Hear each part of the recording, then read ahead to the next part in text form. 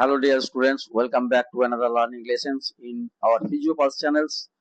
Today we will discuss about the stereoisomerism of carbohydrate, that is the monosaccharides, in a simple, easy to understand way, and you will find the clear explanations, even diagram and important concepts here.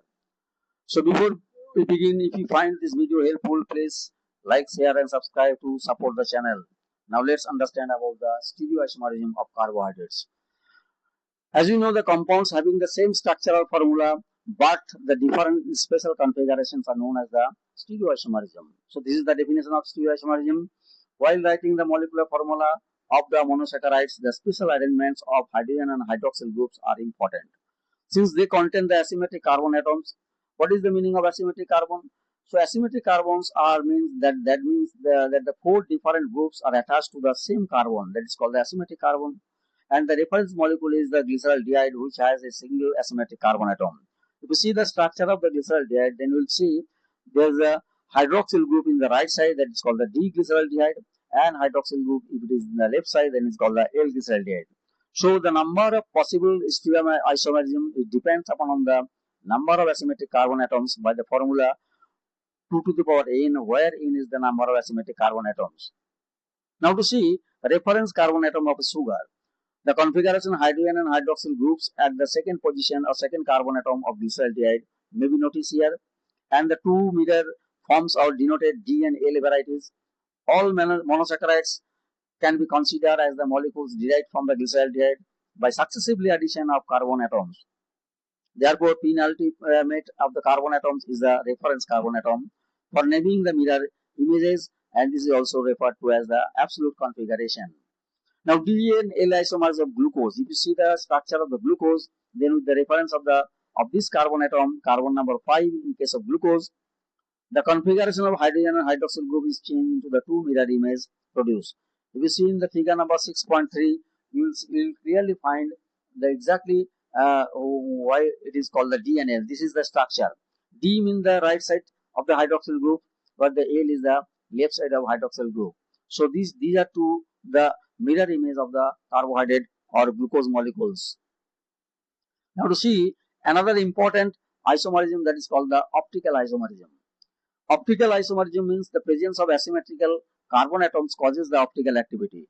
When a beam of plain polarized light is passed through the solution of carbohydrates, it will rotate the light either to the right or the left side. Please note that the D and L rotation has no bearing with the optical activity. Depending on the rotation, the molecules called the dextrorotatory or laboratory.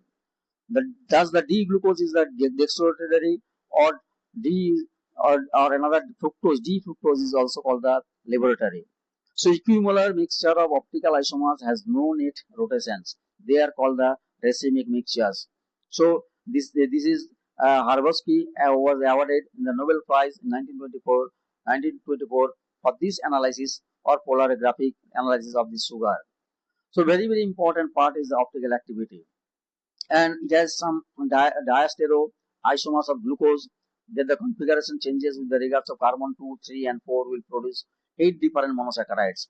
Out of these, only 3 are seen in human body, and they are glucose, galactose, mannose. Now to see the importance, these are the hexose which are important in our body, specifically D-glucose, blood sugar, main sources of the energy in the body, D-fructose, D-galactose and D-mannose. And there are another important type, that is called the epimerism or epimerism of aldoses. What is the meaning of epimerism? When a sugar are different from one another only in configuration with the regard to a single carbon atom other than the reference carbon atom, they are called the epimers. For example, glucose and mannose. Mannose and glucose are the epimeric pair which differ only in the respect of carbon number 2. Similarly, galactose is the fourth epimer of glucose, and which is shown in this figure. Galactose and mannose are not epimer, but they are called the diastereoisomers. So if you see in the figure number 6.4, then it will clearly visualize that how epimers are formed and each another. This is the epimerism. This is in D-glucose, D-mannose and D-galactose. Now another important isomerisms, if you see, they are called the anomerism. What is the meaning of anomerism?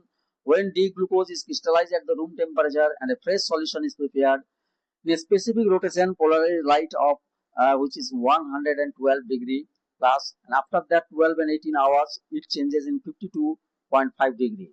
If the initial crystallization is taking place in 98 degrees Celsius and then solubilized, the specific rotation is found to be plus 90 degree, plus 19 degree, which also changes to the 52.5. That is called the mutual rotation. The changes in rotation in with the time is called the mutual rotation. If you see the 112 degree plus, after 12 to 14, 18 hours, it comes to the 52.5 degree. So this rotation is called the mutual rotation. This is explained by the fact of D-glucose has two anomers, alpha and beta varieties. So these anomers are produced by the special configuration with the reference of the first carbon atoms in aldose and second carbon atom in ketose. So hence these carbon atoms are called the anomeric carbon atoms. So therefore, alpha D glucose has a specific rotation 112 degree and beta D glucose has a specific rotation is 19 degree. So both these undergo the mutual rotation we have seen here, and at the equilibrium, 1/3 molecule of alpha type and 2/3 of beta variety to get the specific rotation 52.5 degree. So this hemiacetal structure of anomeric glucose, which is shown in our figure number 6.5, this is the anomerism of the D-glucose.